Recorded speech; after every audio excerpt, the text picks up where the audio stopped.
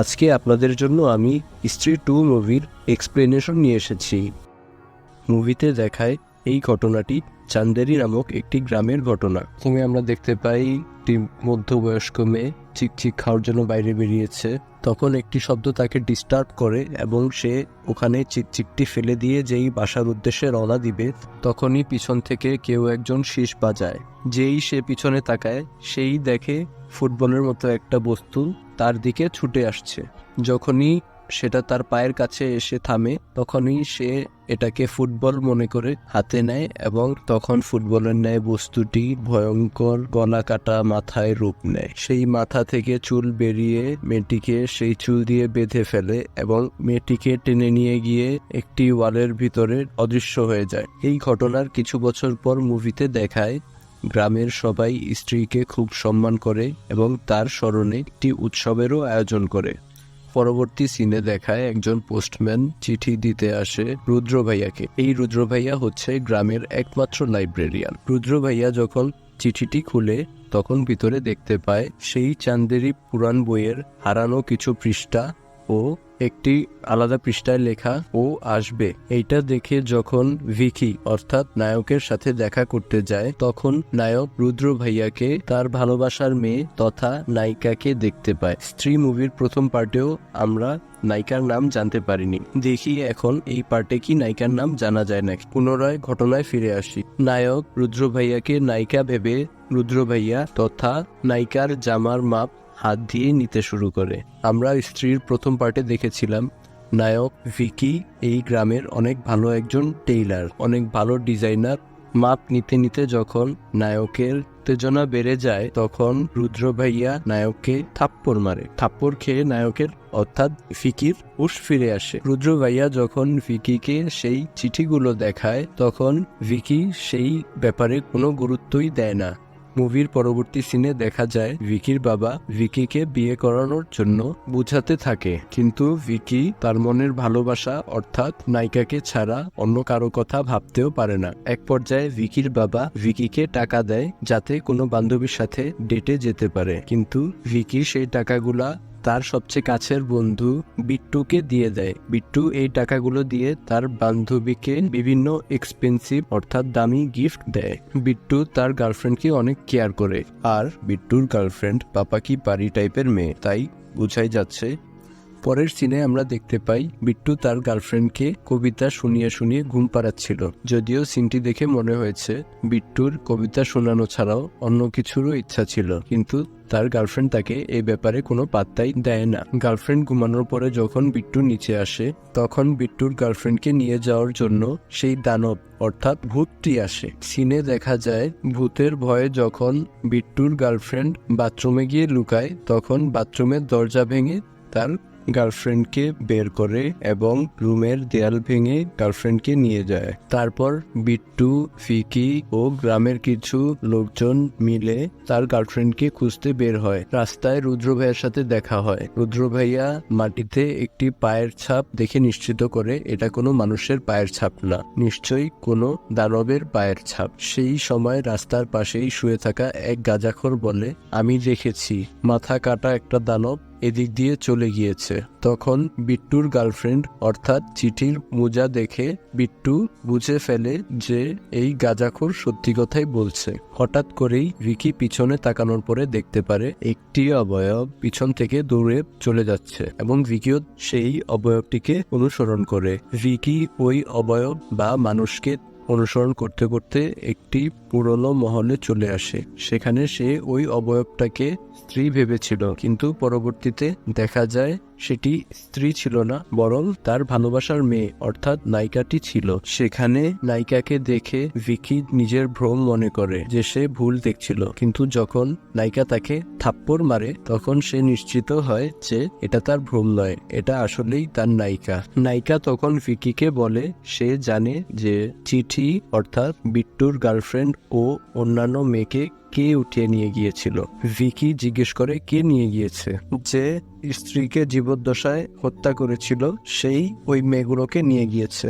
সেখান থেকে ভিকি দ্রুত রুদ্র ভাইয়ার লাইব্রেরিতে চলে আসে এবং সেই চিঠির কথা জিজ্ঞেস করে, যেই চিঠিটি রুদ্র ভাইয়া সেদিন ছাদে ভিকিকে দেখিয়েছিল।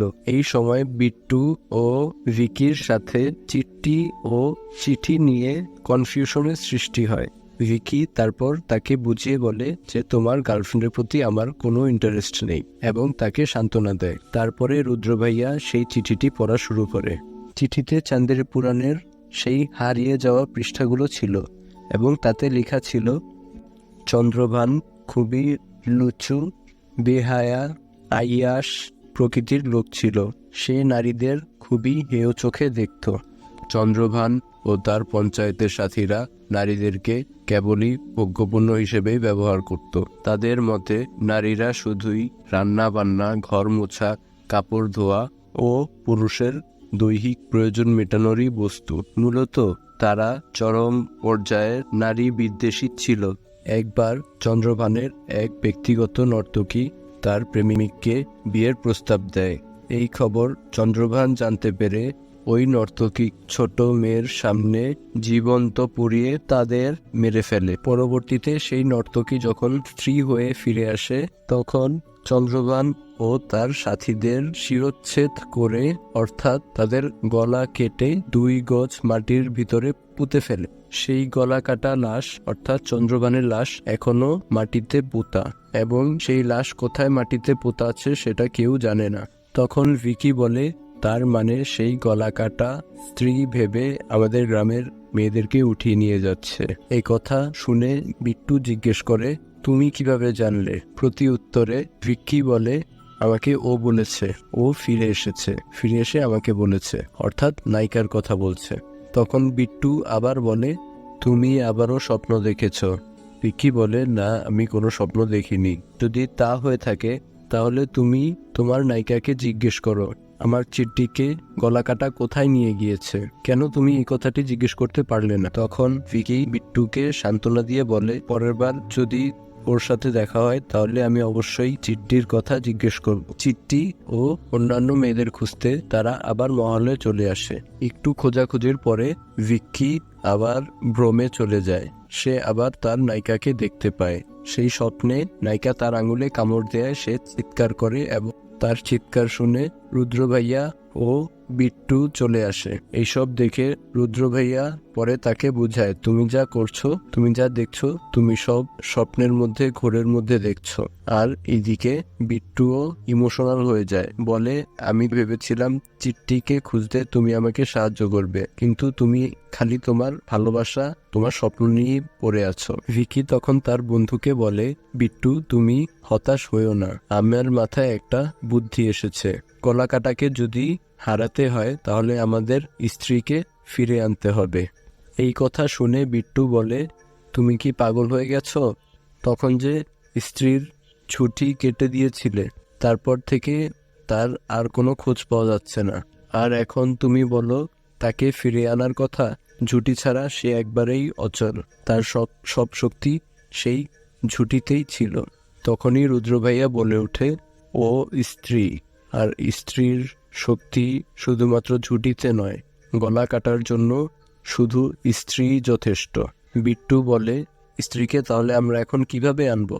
ভিকি বলে, একজনই পারবে স্ত্রীকে ফেরত নিয়ে আসতে, আর সে হলো আমাদের বন্ধু জান্না। জান্নার কাছে যাওয়ার পর তারা জান্নাকে বলে, তোমার আমাদেরকে একটি সাহায্য করতে হবে। জান্না বলে, কি সাহায্য? তখন ভিকি বলে, একজনকে ফিরিয়ে আনতে হবে। জান্নাত জিজ্ঞেস করে, কাকে ফিরিয়ে আনতে হবে? ভিকি বলে, স্ত্রীকে ফিরিয়ে আনতে হবে। এই কথা শুনে জান্নাত খুব ভয় পেয়ে যায় এবং স্ত্রীকে ফিরিয়ে আনতে অসম্মতি জানান। কথা বলতে বলতেই জান্নার স্টোর রুম থেকে একটি শব্দ আসে। স্টোর রুমে তারা গিয়ে দেখে সেখানে এক নেকড়ে বাঘ দাঁড়িয়ে আছে এবং তাদেরকে দেখেই বাঘটি দৌড়ে পালিয়ে যায়। জান্না বলে, আমি তোমাদেরকেই প্রথম থেকেই নিষেধ করতেছিলাম তোমরা এখানে এসো না, কিন্তু তোমরা আমার কথা না শুনেই আমার কুকুরটাকে তাড়িয়ে দিলে। তখন ভিক্কি বলে, বন্ধু তুই এত ভীতু হয়ে এত জঙ্গলি কুকুর কিভাবে পারলি? তখন জান্না বললে, এটা হচ্ছে আমার পরিবর্তন, আমি এখন আর পুরানো জান্না নেই, আমি এখন বদলে গেছি। বিট্টু আবার জান্নাকে বলে, স্ত্রীকে তুমি খুঁজে দিবে, কিন্তু জান্না তা করতে অস্বীকার জানায়। ভিকি তারপর ভুলিয়ে ভালিয়ে বলে, স্ত্রীকে খোঁজা লাগবে না, তোমার জন্য রুদ্র ভাইয়ার নাটকের একটি রোল আছে, তোমার সেটা করতেই হবে। এটা শুনে তখন জান্না রাজি হয়ে যায় নাটক করার জন্য। তারপরের সিনে আমরা দেখি রুদ্র ভাইয়ার সামনে তারা তিনজনই আছে। রুদ্র ভাইয়া বলে, বিট্টুর গার্লফ্রেন্ডকে বাঁচাতে জান্না তুমি যদি তোমার বোন স্ত্রীকে না আনো, চিট্টির মতো অনেক মেয়েকেই আমরা হারিয়ে ফেলবো। তারপর তারা জান্নাকে ইমোশনালি ব্ল্যাকমেল করে রাজি করিয়ে ফেলে। তারপরের সিনে আমরা দেখতে পারি সবাই একসাথে স্ত্রীকে খুঁজতে পুরনো মহলে চলে এসেছে। জান্না তখন বলে, এভাবে আমরা স্ত্রীকে খুঁজে পাবো না, স্ত্রীকে খুঁজতে হলে আলাদা আলাদা সবাইকে হতে হবে। তখন ভিকির মাথায় একটি দুষ্ট বুদ্ধি আসে। ভিকি রুদ্র ভাইয়া ও বিট্টুকে কানে কানে বলে, জান্না ঠিক কথাই বলেছে, আমরা যদি জান্নাকে আলাদা করে দিই তাহলে খুব সহজেই আমরা স্ত্রীকে খুঁজে বের করতে পারবো। তারপর ভিকি প্ল্যানিং করে ট্রিক্স খাটিয়ে জান্নাকে একা করে দেয় এবং ভিকি নিজেও সেই গ্রুপের থেকে আলাদা হয়ে যায়। রুদ্র ভাইয়া ও বিট্টু বলে, চলো আমরা ভিকিকে খুঁজে বের করি, ভিকিও তো আমাদের থেকে আলাদা হয়ে গেছে। যখন ভিকিকে খুঁজতে তারা বের হবে এমন সময় পিছের থেকে একটি শব্দ আসে এবং তারা পিছনে তাকিয়ে দেখে গলা কাটা এই শব্দটি করেছে। এটা দেখে তারা ওখান থেকে দৌড় দেয়। ওইদিকে ভিকিও খুঁজতে খুঁজতে গলা কাটাকে দেখে ফেলে। আবার আরেকদিকে আরেকটু হলে গলা কাটা জান্নাকেও ধরে ফেলেছিল। এভাবে ছুটতে ছুটতে সবাই একত্রিত হয়ে যায়। একত্র হওয়ার পর ভিকি বলে, আমি জানি কোথায় স্ত্রীকে পাওয়া যাবে। ভিকি বলে, যেখানে মূর্তিগুলো আছে সেখানে স্ত্রীকে পাওয়া যাবে। সেই মূর্তিগুলো খুঁজে বের করার পরে রুদ্র ভাইয়া বলে, এই মূর্তিগুলোর কথাই তো পুরাণে লেখা ছিল। তখন ভিকি জিজ্ঞেস করে, আপনি কি জানতে পেরেছেন ওই চিঠিটা আপনাকে কে পাঠিয়েছিল? এরই মধ্যে পিছন থেকে জান্নাকে গলাকাটা ধরে নিয়ে যায়। তারা জান্নাকে খুঁজতে থাকে এবং দেখে জান্না উপরে ঝুলে আছে। জান্নাকে দেখে ওরা প্রথমে ভেবেছিল যে এই কাজটি স্ত্রী করেছে, কিন্তু পরবর্তীতে উপর থেকে পড়ার পর দেখে জান্না মরে গেছে। একটু পরেই হঠাৎ করে জান্না উঠে পড়ে এবং তাদেরকে বলে, জলদি এখান থেকে বের হও। সেখান থেকে পালানোর সময় দেখা যায় পিছনে গলাকাটা তার মাথা ছেড়ে দিয়েছে তাদের পিছনে। তখন তারা বুঝতে পারে গলাকাটাই জান্নাকে এভাবে নিয়ে গিয়েছিল। তারপর এখানে কিছু ভয়ের সিন আছে। তার এক পর্যায়ে গলাকাটা ভিকির গলা টিপে ভিকিকে মেরেই ফেলবে। এমন সময় ভিকির নায়িকা এসে তাকে রক্ষা করে। পরের সিনে আমরা দেখতে পাই ভিকির নায়িকা বলে, গলা কাটার শক্তির কাছে আমার শক্তি কিছুই না, মহাপূজার দিনে ওর শক্তি আরো কয়েক গুণ বেড়ে যাবে। তখন যদি গলা কাটাকে আটকানো না যায় তাহলে গলা কাটা সব ধ্বংস করে ফেলবে। পরের সিনে দেখি জান্না তার বাসায় ঘুমাতে পারেনি। রাত থেকে সে যেন কিছু একটা দেখছে। নায়িকা তাকে ঠান্ডা করার পরে ভিকি তাকে জিজ্ঞেস করে, তুই রাত থেকে কি দেখছিস? তখন জান্না বলে, আমি অনেক ভয়ানক জিনিস দেখেছি। আমার মনে হয়েছিল যে আমি জাহান্নামে আছি, চারপাশে শুধু লাভা আর লাভা। একটু সামনে আগানোর পরে আমি দেখতে পাই সেই মেয়েদের যাদেরকে গলা কাটা তুলে নিয়ে গিয়েছিল এবং সেখানে প্রতিটা মেয়েই টাকলি ছিল। তখন নায়িকা বলে, আমি বুঝতে পেরেছি গলা কাটা শুধুমাত্র সেই মেয়েদেরকেই অপহরণ করে যারা মডার্ন ও মুক্ত চিন্তা ভাবনা করে। এরপরে রুদ্র ভাইয়া মহিলাদের নিয়ে একটি মিটিং করে। সেখানে মহিলাদের বলে, গলাকাটা শুধুমাত্র মডার্নাইজড ছোট ছোট কাপড় পরা, আধুনিক চিন্তা ভাবনা করা নারীদেরকেই তুলে নিয়ে যাচ্ছে। তাই আপনারা সবাই সাবধান থাকেন, সাবধান হন। এই মিটিং এর পরেই দেখা যায় ভিকির দোকানে মেয়েরা ভিড় করেছে। সবাই শালীন পোশাক তৈরি করার জন্য ও আগের পোশাক শালীন করার জন্য ভিকিকে অর্ডার দিয়ে যায়। তার মধ্যে এক মহিলা ভিকিকে তুলে নিয়ে মহিলাদের রাজ্যে নিয়ে আসে। তখন ভিকি সেই মহিলাদেরকে প্রশ্ন করে যে আমাকে এখানে কেন আনা হয়েছে। তখন মহিলারা বলে, তুমি আমাদের জীবনে হুমকি নিয়ে এসেছ, তুমি স্ত্রীকে চান্দেরি গ্রাম থেকে কেন তাড়াইছ? প্রতি উত্তরে ভিকি বলে, আমি তো বরং স্ত্রীকে তাড়িয়ে সবাইকে রক্ষা করেছি। তখন মহিলারা বলে, তুমি সবাইকে রক্ষা করনি, তুমি শুধু পুরুষদের রক্ষা করেছ। তুমি স্ত্রীকে তাড়িয়ে দিয়েছ, যার কারণে গলা কাটা এখন আমাদের পিছে পড়ে আছে। তারপরে ভিকি বলে, আমি তো আপনাদের কথাতেই স্ত্রীকে তাড়িয়েছিলাম, আমি তো আর জানতাম না যে স্ত্রীকে তাড়ানোর পরেই গলা কাটার আবির্ভাব ঘটবে। মহিলারা বলে, তুমি স্ত্রীকে তাড়াইছ, এখন তুমি এই কলাকাটাকে তাড়াইবা। তখন মহিলাগুলা ভিকিকে ইমোশনালি ব্ল্যাকমেইল করে বলে, ভিকি বাবা, যেভাবে তুমি স্ত্রীকে তাড়িয়েছিলে ঠিক সেভাবেই গলাকাটাকেও আমাদের জন্য তুমি তাড়িয়ে দাও। তারপর রুদ্র ভাইয়া ও তাদের গ্রুপের সবাই বলে, তুমি তো এই গ্রামের রক্ষক, তুমি তো স্ত্রীকে তাড়িয়েছিলে, তুমি পারবে গলাকাটাকে তাড়াতে। ভিকির নায়িকাও তাকে বলে, নিজের উপর ভরসা রাখো, আর এই চাকুটা তুমি গলাকাটার বুকে ঢুকাই দিবা, তাহলেই দেখবে গলাকাটাও মারা গেছে। ওরা সবাই তাকে ইমোশনালি ব্ল্যাকমেইল করে ভিকিকে রাজি করিয়েই ফেলে। ভিকি বলে, এখন তাহলে গলাকাটাকে কিভাবে হাজির করবা? রুদ্র ভাইয়া বলে, গলাকাটাকে হাজির করতে হলে আমাদের জলসার আয়োজন করতে হবে। ভিকি বলে, তবে এই অনুষ্ঠানে নাচবে কে? রুদ্র ভাইয়া বলে, একজন আছে যে চান্দ্রিক গ্রামের বাইরে থাকে, সে আমার পরিচিত, আমি বললে সে মানা করতে পারবে না। এই নাচের অনুষ্ঠানের পাশাপাশি ভিকির নায়িকা সেই জায়গায় যেতে চেষ্টা করে যেখানে সেই নারীদেরকে বন্দী করা হয়েছে। নাচের অনুষ্ঠানের এক পর্যায়ে গলাকাটা অনুষ্ঠানে উপস্থিত হয় এবং সবাই সেখানে অপেক্ষা করছিল যে ভিকির নায়িকা যাতে দ্রুত সেখানে চলে আসে, কিন্তু ভিকির নায়িকা সেখানে আসে না, কারণ সে তখনও সেই জায়গাটি খুঁজছিল যেখানে নারীদের বন্দী করা হয়েছে, বন্দী করে রাখা হয়েছে। আর এইদিকে ভিকি যেই গলাকাটার বুকে সেই ছুরিটি ঢুকাবে আর অমনিতেই গলাকাটা সবাইকে হিপনোটাইজড করে ফেলে, অর্থাৎ সবাইকে তার মোহের আচ্ছাদন করে ফেলে এবং রুদ্র ভাইয়ার নর্তকীকে নিয়ে যায়। অন্য সিনে আমরা দেখতে পাই ভিকি ছাদে অপেক্ষা করছিল তার নায়িকা আসার পরে সে জিজ্ঞেস করে, আপনি কোথায় ছিলেন এতক্ষণ? আপনি জানেন আমরা সবাই আপনার জন্য অপেক্ষা করছিলাম।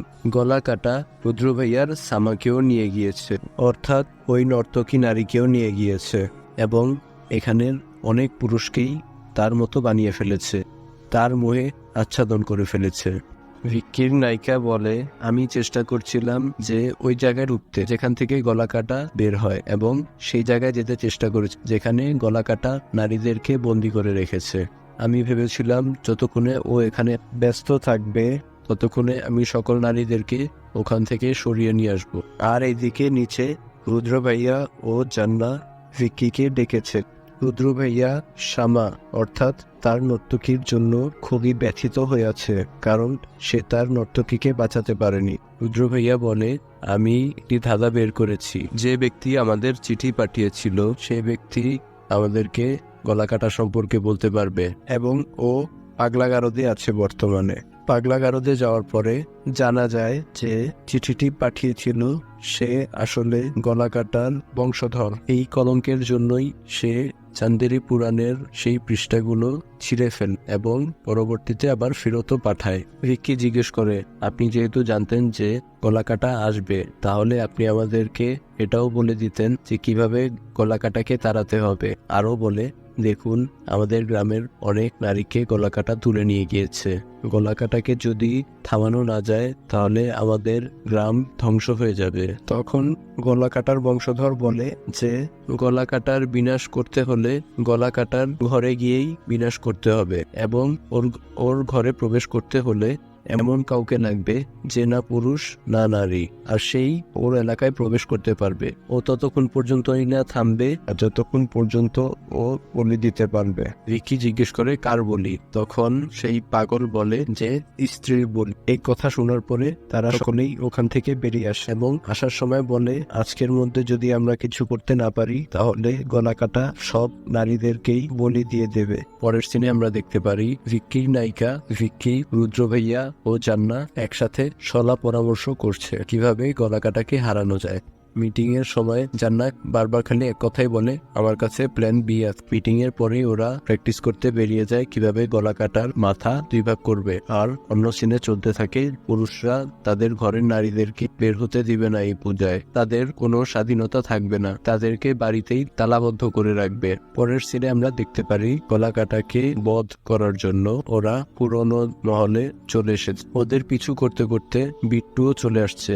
বিট্টু গলা কাটার মোহে আচ্ছাদিত হয়েছিল। বিট্টু বলে, তোমরা এসেছো নারীদেরকে রক্ষা করতে, কিন্তু কখনোই তোমরা নারীদেরকে রক্ষা করতে পারবে না, এটা তোমাদের জন্য একেবারেই অসম্ভব। এই কথা শুনে ওরা বিট্টুকে বেঁধে ফেলে এবং বিট্টু যাতে কোনোভাবেই ওদের প্ল্যান নষ্ট করতে না পারে তাই বিট্টুকে সম্পূর্ণ নজরেই রাখে। ভিতরে যাওয়ার সময় জান্না বলে, ভাই তুই একটুও ভয় পাস না, আমরা সবাই তোর সাথেই আছি, যদি ভেতরে কোনো সমস্যা হয় চিন্তা করিস না, আমার কাছে প্ল্যান বিও আছে। ভিকির নায়িকা বলে, এখন আমরা আর লেট করতে পারবো না, আমাদেরকে এখন এই ভিতরে যেতে হবে। কথা শোনার পরে ভিকি বলে যে আমরা কিভাবে ভিতরে যাব, দেয়াল ভাঙার মতো তো আমাদের কারো কাছে কিছু নেই। তখন ভিকির নায়িকা বলে, তুমি আমি একসাথে হব, তারপরে আমরা ভিতরে যাব। তারপরে আমরা দেখতে পারি যে ভিকির নায়িকা ভিকির শরীরের ভিতরেই ঢুকে পড়ে এবং দুইজন একসাথেই দেয়াল দিয়ে প্রবেশ করে। দেয়ালের ভিতরে প্রবেশ করার পরে ওরা দেখতে পারে ওরা যেন একটা জাহান্নামের ভিতরেই আছে।